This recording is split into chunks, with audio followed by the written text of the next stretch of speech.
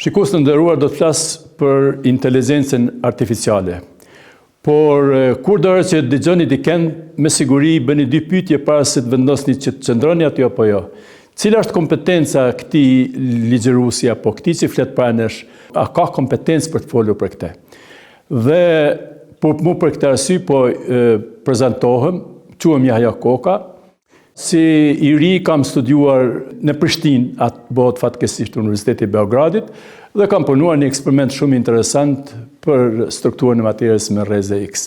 Pastaj kam shkuar në Zagreb, edhe për 3 vjet kam punuar magjistraturën atje, por ajo ka qenë për një spektroskopi tjetër, për strukturë të materjes, por një spektroskopi e cila bazohej në tufën laserike.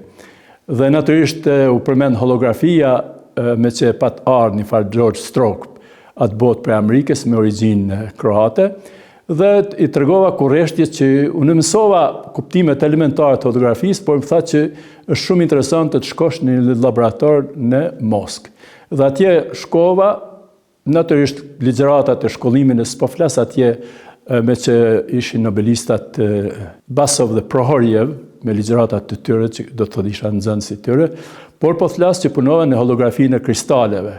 Kurse në MIT, përkatësisht Harvard, vazhdova një vjet, domethënë në një laborator të profesor Benton për holografinë e bardhë, por që për punimin e informacioneve me tuftë laserit, shkova ta mësoj në laboratorin e David Cassisent në Universitetin Carnegie Mellon në Pittsburgh, Pennsylvania, Shtetet e Bashkuara të Amerikës.